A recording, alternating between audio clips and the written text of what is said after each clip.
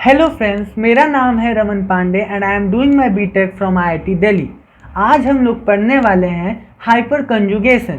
So hyperconjugation is the delocalization of sigma electrons. It is also known as no bond resonance because after the sigma electron delocalizes there will be no bond between carbon and hydrogen atom.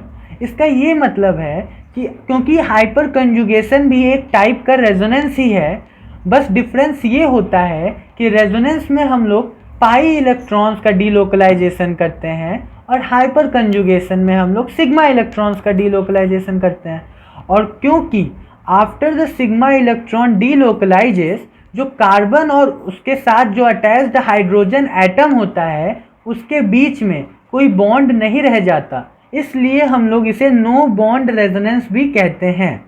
Third point ये है कि it is a permanent effect. ये एक permanent effect होता है क्योंकि ये एक प्रॉपर्टी होती है फंक्शनल ग्रुप की।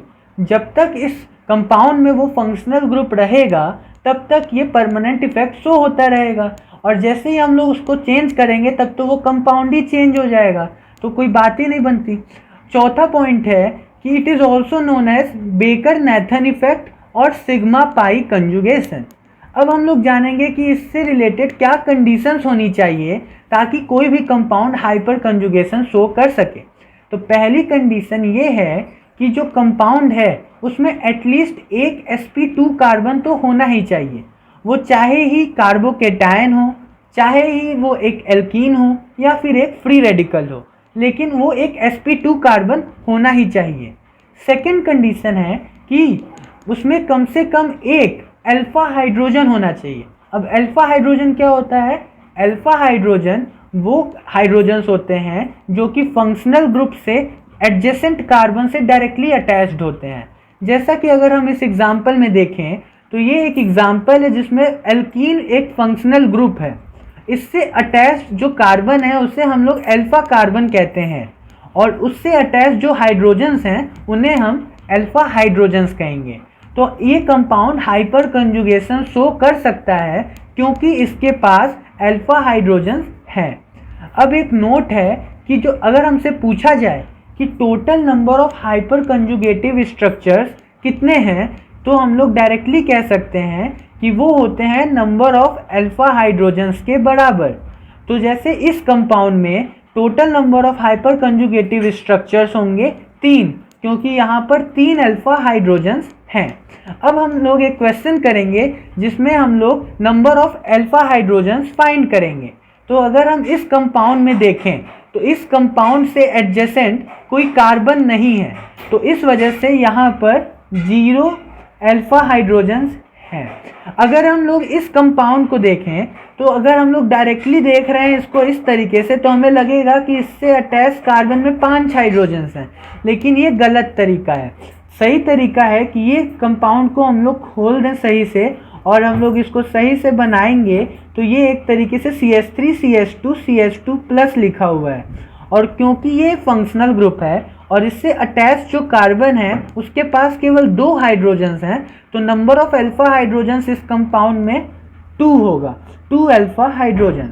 अगर अब हम लोग थर्ड एग्जाम्पल देखें तो थर्ड एग्जाम्पल में ये एक फंक्शनल ग्रुप है जो कि है एल्कीन, और इससे अटैच जो कार्बन होगा जस्ट लाइक दिस केस इसमें होगा C double bond C, single bond C, H2 and then CH3।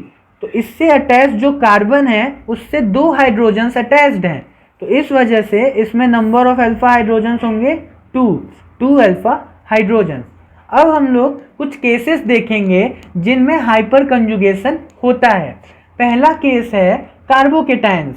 तो इन carbocations hyperconjugation is due to overlapping of sigma electrons of sp3 carbon with vacant p orbitals of sp2 carbon. अगर हम इसका एक example देखें तो ये एक कार्बोकेटायन है जिससे अटैच जो कार्बन है उसमें अल्फा हाइड्रोजन्स हैं, तो इस वजह से ये कंपाउंड हाइपर कंजुगेशन शो कर सकता है। अगर हम इसका ऑर्बिटल डायग्राम बनाएं तो ये वाले कार्बन में अगर हम केवल एक हाइड्रोजन को एक्सटेंड करें और ई वाले कार्बन का अगर हम लोग वेकेंट p ऑर्बिटल्स बनाएं, तो जब ये कार्बन अपने इलेक्ट्रॉन्स को अपनी तरफ ले लेगा तो ये हाइड्रोजन H+ के फॉर्म में रिलीज हो जाएगा और इस कार्बन के पास नेगेटिव चार्ज आ जाएगा। अब क्या होगा कि ये नेगेटिव चार्ज वो अपने एडजेसेंट कार्बन के वेकेंट p ऑर्बिटल्स के साथ शेयर करेगा, जिसकी वजह से यहाँ पर एक पाई बॉन्ड बन जाएगा। और after the formation of this pi bond हम लोग ये देख सकते हैं कि इस वाले कार्बन और H+ के बीच में कोई भी बॉन्ड नहीं बचा। इस वजह से हम लोग इसे कहते हैं नो बॉन्ड रेजोनेंस। अगर हम लोग नेक्स्ट केस देखें तो नेक्स्ट केस में हम लोग एल्कीन्स की बात करते हैं। तो इन alkenes hyperconjugation is due to overlapping of sigma electrons of sp3 carbon with pi star of sp2 alkene. अब पाई स्टार कहें या फिर इसको हम लोग एंटी बॉन्डिंग मॉलिक्यूलर ऑर्बिटल भी कह सकते हैं। तो अगर हम इसका एक एग्जांपल देखें तो ये एक एल्कीन है जिसके एडजेसेंट एक कार्बन है जिसमें अल्फा हाइड्रोजन्स हैं, तो ये हाइपर कंजुगेशन शो कर सकता है। अगर हम इसका ऑर्बिटल डायग्राम बनाएं तो ऑर्बिटल डायग्राम में हम लोग केवल एक हाइड्रोजन को एक्सटेंड करेंगे और इस कार्बन के हम लोग पाई स्टार ऑर्बिटल्स को ड्रॉ करेंगे जो कि वेकेंट हैं।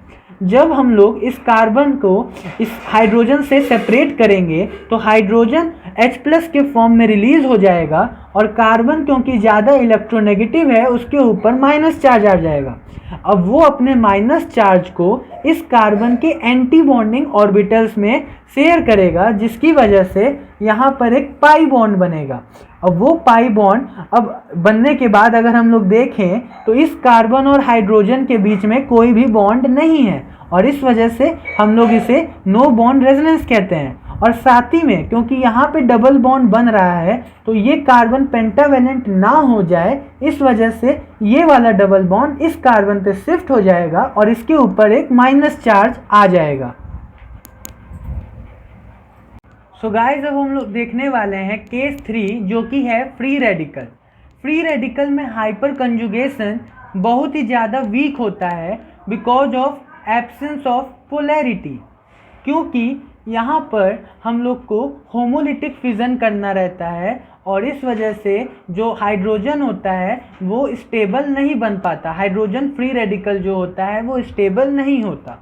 एग्जाम्पल अगर हम लोग देखें तो CH3CH2 फ्री रेडिकल अगर लेते हैं, इसका ऑर्बिटल डायग्राम जब बनाएंगे तो हम लोग देख सकते हैं कि यहाँ पर कार्बन के पास एक पार्शियली फिल्ड p ऑर्बिटल है, इसके पास पहले से ही एक इलेक्ट्रॉन है। तो जब हमको इस कार्बन के साथ जब हम लोग इसका ओवरलैपिंग करेंगे तो शेयरिंग तभी हो पाएगी जब इस कार्बन में भी केवल एक ही इलेक्ट्रॉन हो।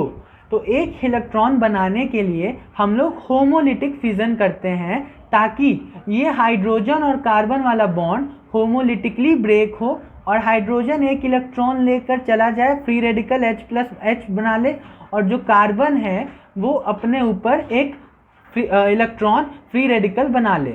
यहाँ पर H जो होगा वो एक फ्री रेडिकल होगा। अब जब यहाँ पे भी एक इलेक्ट्रॉन है और यहाँ पर भी एक इलेक्ट्रॉन है तो ये दोनों एक दूसरे के साथ ओवरलैप करेंगे और यहाँ पर एक पाई बॉन्ड बना लेंगे। अगला केस है कार्बन आयंस का। कार्बन आयंस में हाइपर कंजुगेशन पॉसिबल ही नहीं होता। ऐसा इसलिए क्योंकि यहाँ पर इलेक्ट्रॉन पेयर्स के बीच में रिपल्सन होने लगता है।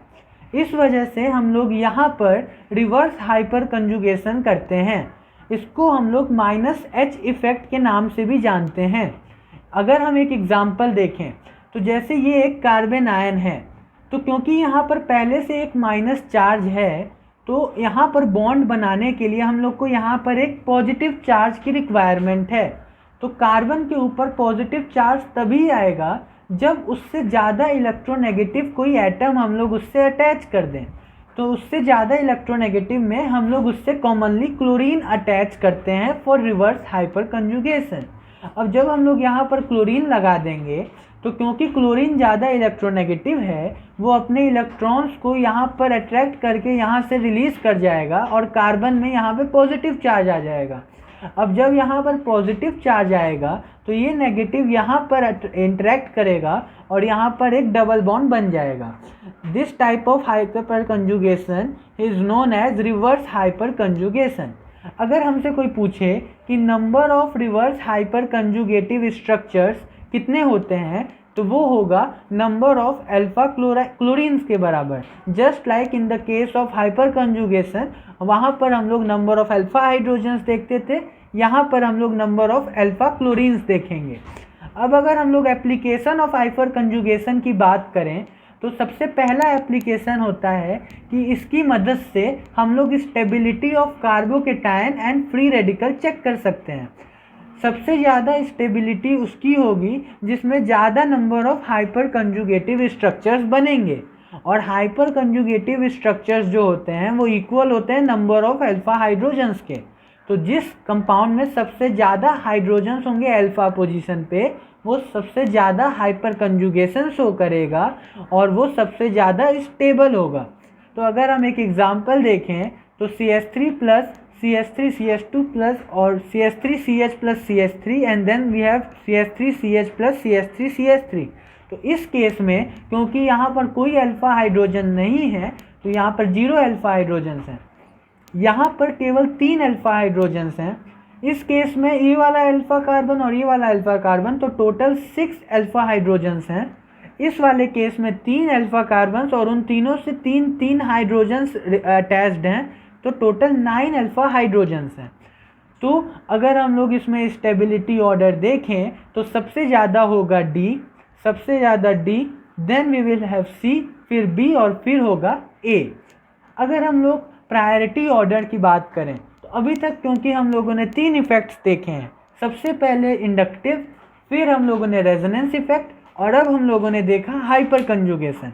तो अगर हमें कोई भी प्रॉब्लम मिले और उसे सॉल्व करना हो तो हम लोग किस प्रायोरिटी को पहले लेंगे? तो सबसे पहले हम लोग लेते हैं रेजोनेंस, रेजोनेंस के बाद हम लोग देखते हैं हाइपर कंजुगेशन, और उसके बाद हम लोग लीस्ट प्रायोरिटी देते हैं इंडक्टिव इफ़ेक्ट को। तो जैसे अगर हमारे पास एक क्वेश्चन हो कि CH3 CH2 plus CD3 CH2 plus और CT3 CH2 प्लस में सबसे ज़्यादा स्टेबल कौन होगा, तो अगर हम लोग इंडक्टिव ऑर्डर को याद करें तो सबसे ज़्यादा प्लस आई इफेक्ट CT3, फिर CD3 और फिर CH3 शो करते हैं। तो जो ज़्यादा प्लस आई इफेक्ट शो करेगा उसका कार्बोकेटायन उतना ही ज़्यादा स्टेबल होगा, लेकिन वो होता है इंडक्टिव इफेक्ट के हिसाब से। तो इंडक्टिव इफेक्ट के हिसाब से अगर हम लोग ऑर्डर लिखें तो C greater than B greater than A आएगा। लेकिन अगर हम लोग हाइपर कंजुगेशन के हिसाब से देखें तो क्योंकि इस वाले में हम लोग के पास 3 अल्फा हाइड्रोजन्स हैं और इन दोनों में एक भी अल्फा हाइड्रोजन नहीं है, हम लोग यहाँ पे ड्यूटीरियम और ट्राइटियम को हाइड्रोजन नहीं मानेंगे। अल्फा हाइड्रोजन मतलब वो जो कि नॉर्मल हाइड्रोजन प्रोटियम होना चाहिए। तो यहाँ पे 3 अल्फा हाइड्रोजन्स हैं और यहाँ पे 0 अल्फा हाइड्रोजन्स हैं। तो सबसे ज़्यादा हाइपर कंजुगेटिव स्ट्रक्चर्स होंगे A के, और इस वजह से सबसे ज़्यादा स्टेबल भी होगा A। अब B और C में कंपैरिजन के लिए, क्योंकि ये दोनों ही हाइपर कंजुगेशन शो नहीं कर रहे हैं, तो हम लोग इंडक्टिव इफेक्ट का यूज़ करेंगे, और हम लोग को पता है कि C ज़्यादा इंडक्टिव इफेक्ट शो करेगा B से। तो इस वजह से जो ऑर्डर होगा वो होगा A greater than C greater than B। अब अगर हम लोग देखें तो इंडक्टिव इफेक्ट की वजह से C, B और A आ रहा है, और हाइपर कंजुगेशन की वजह से A, C और B आ रहा है। तो कौन सा ऑर्डर हम लोग सही मानेंगे? तो क्योंकि हम लोगों ने प्रायोरिटी ऑर्डर में पहले से लिखा है कि सबसे ज़्यादा रेजोनेंस, फिर हाइपर कंजुगेशन और फिर इंडक्टिव, तो इस वाले में हम लोग हाइपर कंजुगेशन वाले को सही और इस वाले को गलत मानेंगे। अगला एप्लीकेशन होता है स्टेबिलिटी ऑफ एल्कीन्स। तो स्टेबिलिटी ऑफ एल्कीन्स को चेक करने के लिए हम लोग number of hyperconjugative structures check करते हैं फिर से, और वो होता है equal number of alpha hydrogens के। तो जैसे अगर हम एक एग्जांपल देखें CH3 CH double bond CH2, CH3 CH double bond CH CH3 and then we have CH3 C CH3 double bond CH CH3। तो ये हम लोग का फंक्शनल ग्रुप है। तो फंक्शनल ग्रुप को हम लोग अलग कर दें अगर, तो फंक्शनल ग्रुप को अलग करने के बाद अब जो एडजेसेंट कार्बन है इसमें एक ही अल्फा कार्बन है जिससे 3 हाइड्रोजन्स अटैच्ड हैं, तो इस वजह से इसके पास 3 अल्फा हाइड्रोजन। यहाँ पर 2 एडजेसेंट कार्बन है तो टोटल 6 अल्फा हाइड्रोजन्स, और यहाँ पर 3 है तो टोटल 9 अल्फा हाइड्रोजन्स। इस वजह से हम लोग सबसे ज़्यादा स्टेबल कहेंगे इसको, फिर होगा ये और फिर होगा लास्ट में ये। अगर हमारे पास कुछ आइसोमर्स गिवन हो तो फिर हम लोग एक गिवन ऑर्डर फॉलो करते हैं जो कि है isomer greater than trans isomer greater than cis isomer. आइए समझते हैं कैसे। अगर हम एक एग्जांपल देखें आइसोब्यूटीन का, तो आइसोब्यूटीन जो होता है उसमें भी 6 अल्फा हाइड्रोजन्स हैं, ट्रांसब्यूटीन में भी 6 अल्फा हाइड्रोजन्स हैं और सिस ब्यूटीन में भी 6 अल्फा हाइड्रोजन्स हैं। अब सबसे ज़्यादा अल्फा हाइड्रोजन्स तो इनमें हम लोग फाइंड नहीं कर सकते क्योंकि तीनों में बराबर हैं। तो सबसे पहले हम लोग इन दोनों के ऑर्डर को डिसाइड करते हैं। तो क्योंकि जो ट्रांस होते हैं वो सिमेट्रिक होते हैं और ये सिस वाले जो होते हैं वो अनसिमेट्रिक होते हैं, इस वजह से हम लोग डायरेक्टली कह सकते हैं कि जो सिमेट्रिक होगा वो अनसिमेट्रिक वाले से ज़्यादा स्टेबल होगा। तो B ग्रेटर देन C हम लोग डायरेक्टली कह सकते हैं। अब A का डिसाइड करने के लिए हम लोग एक चीज़ पढ़ेंगे। इसमें लिखा है कि अगर हम लोग आइसोब्यूटीन में हाइपर कंजुगेशन करें तो क्या होता है। तो आइसोब्यूटीन में हाइपर कंजुगेशन के टाइम सबसे पहले तो जब हाइड्रोजन यहाँ से रिलीज किया जाएगा तो इस कार्बन के ऊपर एक नेगेटिव चार्ज डेवलप होगा। वो नेगेटिव चार्ज जब हम लोग इस बॉन्ड को देंगे और फिर वो डबल बॉन्ड इस कार्बन पे शिफ्ट होगा तो जो फाइनल स्ट्रक्चर बनेगा वो कुछ ऐसा होगा, जिसमें जो कार्बन आयन बन रहा है वो एक 1 डिग्री कार्बन आयन है। और हमें पता है कि 1 डिग्री कार्बन आयन जो होते हैं they are the most stable. So ये वाला जो होगा वो इन दोनों से ज़्यादा स्टेबल होगा और इस वजह से हम लोग का ऑर्डर जो होगा वो होगा iso greater than trans greater than सिस।